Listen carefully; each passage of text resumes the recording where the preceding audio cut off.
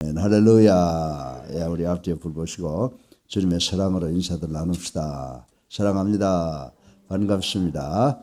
예, 또 오늘도 어김없이 이 코로나19 통계를 보면 465명입니다. 그리고 뭐 변이가 상당히 많이 일어난 것으로 지금 뉴스에 나오고 있는데 모든 것이 다 하나님의 섭리 가운데 진행될 줄로 믿습니다. 우리가 기도하십시다. 기도하고 또 우리가 지켜야 될 예방수칙도 잘 지키고 해서 이 코로나가 우리에게 주는 의미가 무엇인가를 깨닫고 모든 것을 통해서 하나님께 영광 돌리는 우리 그리스도인들 되기를 주님의 이름으로 축원합니다.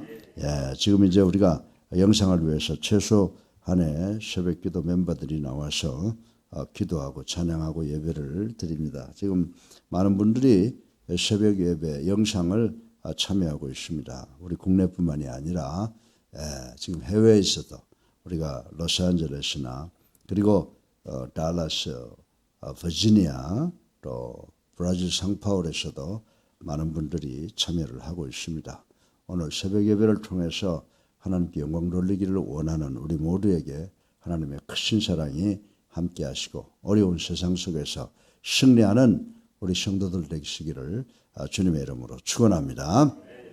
이 레위기에 들어와서 이제 하나님과 우리 성도들의 교제 방법을 구체적으로 저희들이 말씀을 통해서 배우고 있습니다. 그동안에 하나님 앞에서 우리가 거룩해야 된다라고 하는 것을 생각을 해보았는데 오늘은 특별히 예배를 통해서 하나님께 드릴 때 그 드리는 제물을 어떤 것을 드려야 될 것인가라고 하는 것을 배울 수가 있습니다. 하나님의 성물을 먹을 수 있는 자들의 신체적 조건과 또 신분적 조건을 언급하는 데 이어서 본문은 하나님께 제물로 바칠 수 있는 그 생명체, 동물의 구체적인 신뢰를 들어가면서 우리에게 교훈을 하고 있습니다. 하나님께 제물을 바치고자 하는 자는 헌물을 드리고자 하는 자는 오직 흠없고 깨끗한 것을 바쳐야 함을 오늘 본문에서 강조하고 있는 것을 우리는 읽어보았습니다. 이처럼 하나님께서 특별히 흠없는 제물만 하나님께 바치라고 명령하신 것은 분명히 이유가 있을 것이다 라고 하는 생각을 가져봅니다.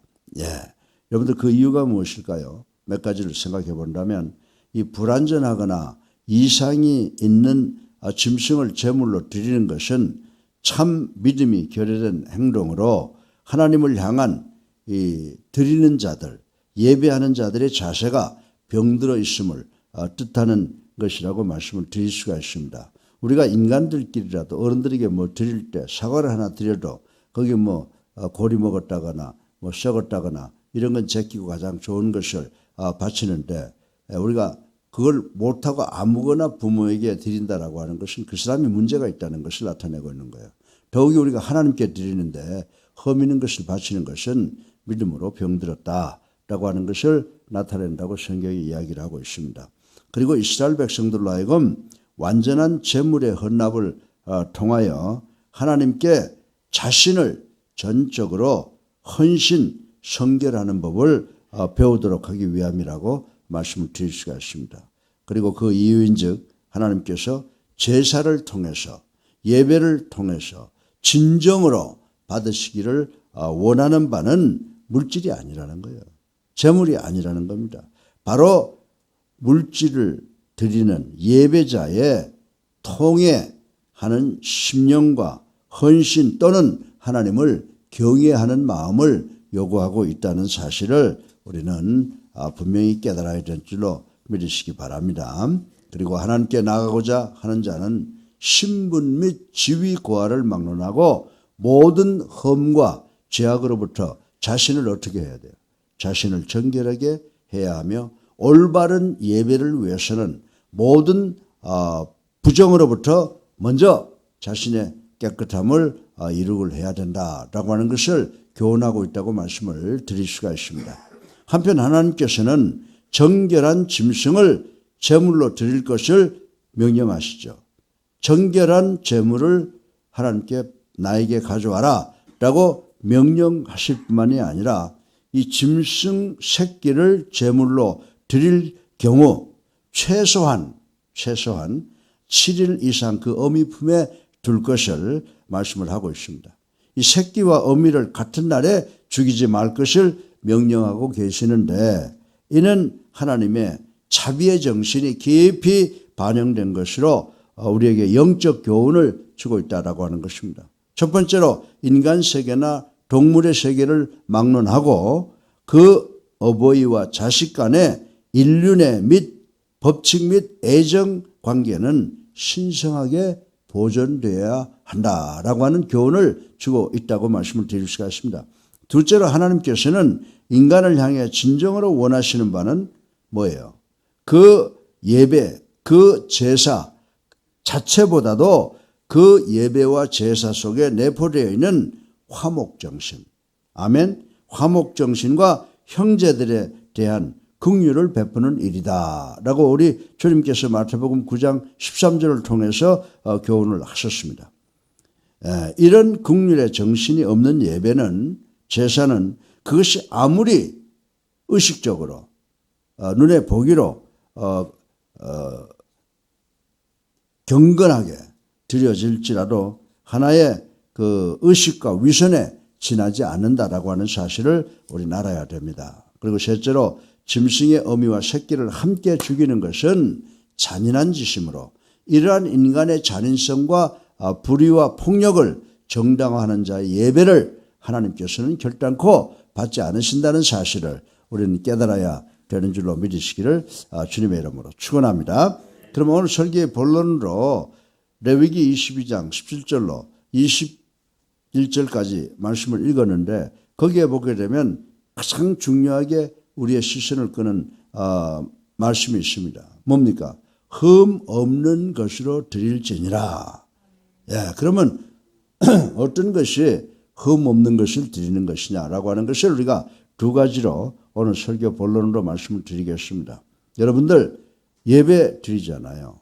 우리가 예배라고 하면 아주 이 총체적으로 모든 것을 한마디로 표현하는 건데 하나님께 하는 모든 행위는 예배가 되어야 된다라고 하는 것을 우리는 알아야 됩니다. 그래서 여러분은 하나님께 예배 시 빈 손과 빈 마음으로 나오는 것이 아니라 드릴 것을 가지고 나오잖아요. 그걸 가리켜서 우리가 예물이라 그러고 제물. 그러니까 어떤 사람들은 예물을 드리고 어떤 사람은 자신의 몸을 거룩한 제물로 드린다는 거예요.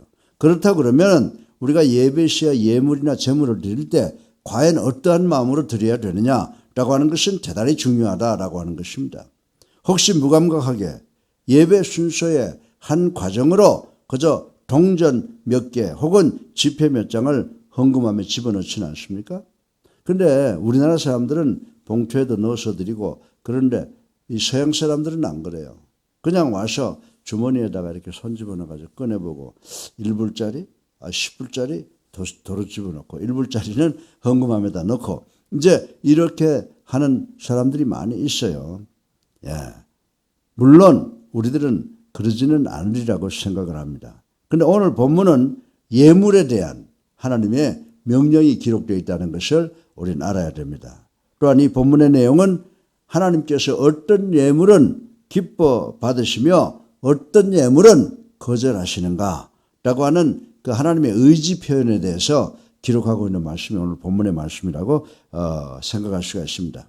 특별히 우리는 본문의 말씀 속에는 뭐예요? 흠이 없는 제물을 말씀하셨는데 흠이 없는 제물이 의미하는 바를 자세히 살펴본다면 예물을 드리는 우리의 자세가 과연 어떠해야 하는지를 살펴보고 우리 모두가 은혜 받아야 될 줄로 믿습니다. 여러분들 누가 선물 가져와 가지고 불편하게 준다든지 뭐 전혀 정성이 없으면 야 이 자식아 너나 갖다 먹어라 그러지 안 받으세요. 그러니까 하나님께서도 우리가 드리는 예물 뭐 얼마나 크냐 얼마나 좋으냐가 아니에요. 얼마나 많은 정성이 깃들어져 있느냐. 이런 의미에서 우리 것을 받고 안 받고가 결정된다라고 하는 것입니다. 그래서 이제 하나님께 받은 은혜를 감사하여 드리는 그분에 대한 당연한 의무인 흠이 없는 예물에 대해서 두 가지로 한번 간단하게 생각을 해보겠습니다. 첫째로 이 흠이 없는 것을 드릴지니라라고 하는 이 첫 번째 의미는 뭐예요?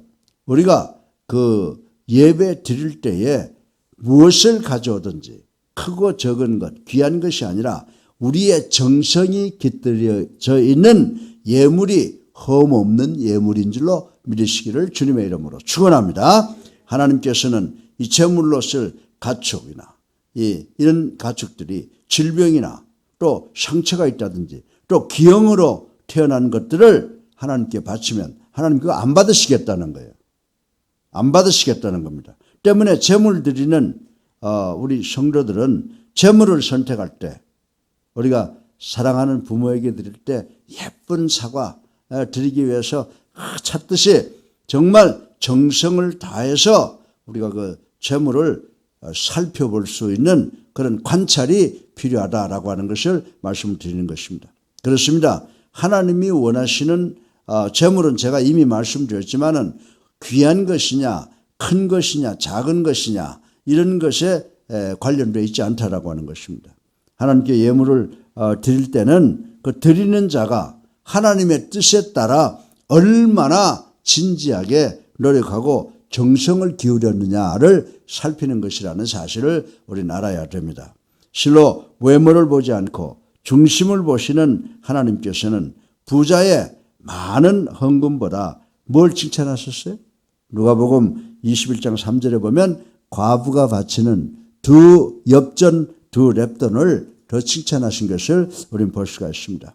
그리고요, 여러분들 우리가 하나님께 바치는 예물의 그 역사를 보면 홍수 후에 노아는 하나님께 첫 예물을 드릴 때 어떻게 드렸다고 그랬어요? 가장 정결한 짐승과 새를 선택하여 드렸다라고 하는 것입니다. 바로 이 정성스러운 제물을 하나님께서 기쁘시게 받으시는 줄로 믿으시기 바랍니다. 어느 날 일부 성도들은 단지 많은 양의 제물을 드림으로써 성도의 본분을 다 하는 것처럼 착각하고 또 스스로 위안받고 스스로 만족을 느끼게 되는 사람들이 많이 있는데 이거는 잘못된 것이다 라고 하는 것을 오늘 아침에 반드시 깨달으시기 바랍니다. 아무리 많은 양의 제물, 아무리 좋고 귀한 예물을 드린다고 하더라도 정성 없는 예물이나 제물은 결단코 하나님께서 기뻐하시지 않는다는 사실을 우리가 꼭 기억하시기를 주님의 이름으로 축원합니다. 예, 그리고 흠없는 예물이라는 의미, 첫 번째 뭐라고 그랬어요? 정성 어린 예물이라고 그러는데 두 번째는 뭐냐? 여러분들 이 영어 성경에 보니까 defect라고 이야기도 하고 deform이라고도 이야기를 해요. 그건 뭐냐면 상처 입은 것이 있고 또 아니면 태어나면서부터 형태가 바로 되지 않은 거. 그 여러분들 부모님한테 뭐 드릴 때 사과도 막 울퉁불퉁하고 이런 거 드려요? 예쁜 거 골라 드리잖아요. 그래서 이 말씀을 성경 말씀에 적용을 해본다고 하면 흠없는 예물이란 무엇이냐? 정성이 깃들여져 있는 것이고 두 번째는요. 창조시 원형을 간직한 예물이 흠없는 예물인 줄로 믿으시기 바랍니다. 비현이 돼가지고 사과도 보면 막 쌍둥이가 돼서 이렇게 붙어있고 이런 건 어른한테 안 드리잖아요. 그러니까 우리가 하나님께 제물을 바칠 때 창조의 원형을 간직하고 있는 예물이 흠이 없는 예물이다 라고 오늘 본문이 가르쳐주고 있습니다.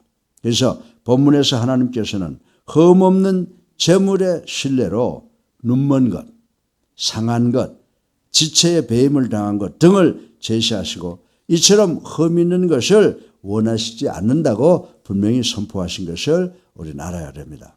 하나님께서 이처럼 구체적으로 선별하신 것은 실로 그 자체가 무슨 죄가 있어서 그런 것은 아닙니다.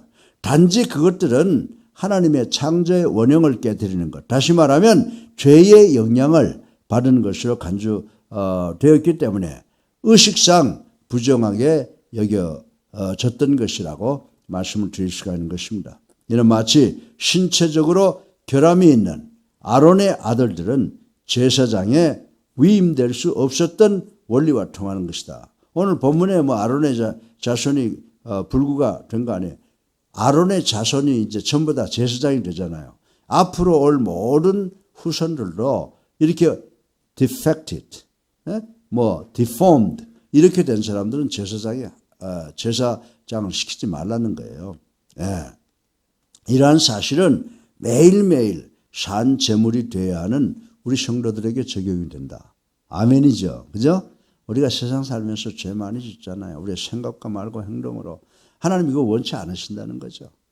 그리고 우리가 정말 우리 하나님께서 주신 우리 몸을 제대로 관리하지 못해가지고 좀 문제가 생긴다든지 아니 이런 거 하나님 원치 않으신다는 거예요. 우리는 우리의 신앙도 중요하지만 하나님께서 우리에게 주신 이 원형을 지켜야 되는 그런 사명이 있는 줄로 믿으시기를 주님의 이름으로 축원합니다. 그렇습니다. 만약 우리가 하나님께서 우리를 창조하실 때에 그 목적대로 살아가지 못하고 하나님의 법과 질서를 파괴한다면 결국 하나님의 나라를 소망할 수 없는 존재들이 된다라고 하는 것을 우리는 알 수가 있습니다. 사랑하는 성도 여러분, 우리는 하나님께 예물 드리기에 앞서서 예물을 가장 잘 드린 사람이 누구예요? 구약의 말라기 선지자 아닙니까? 말라기 선지자가 한 말을 우리 좀 마음속 깊이 간직해야 되겠다. 그래서 말라기 1장 8절을 보세요. 만군의 여호와가 이르노라.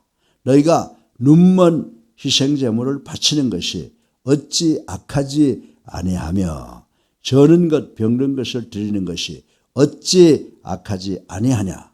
이제 그것을 너희 총독에게 드려보라.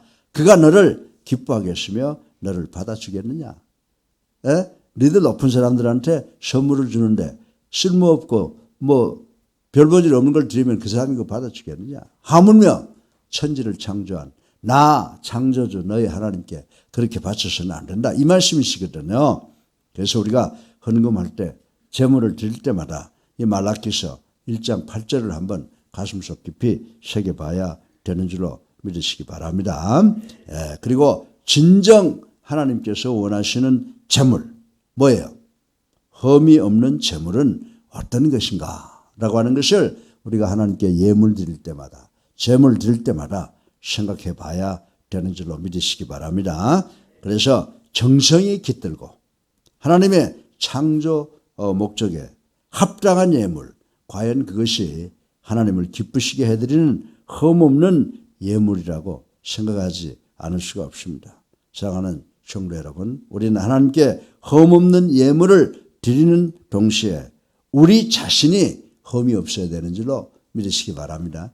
그게 제일 중요한 거예요. 우리가 하나님께 뭐 흠없는 제물을 드린다는 것, 그거 결국 내가 하나님께 깨끗한 마음으로 하나님께 영광 돌리고 싶어하는 마음으로 하나님이 기뻐하시는 마음으로 제물을 드려야 된다라고 하는 것으로 오늘 말씀이 결론된다고 말씀드릴 수가 있습니다. 우리 사랑하는 성도 여러분, 하나님 앞에 나올 때, 하나님 앞에 드릴 때 늘 우리의 생각과 말과 행동을 다시 한번 잘 정리해서 깨끗함으로 나와서 우리 일을 산 제물로 드릴 때 우리가 드린 예배가 어떻게 된다고요?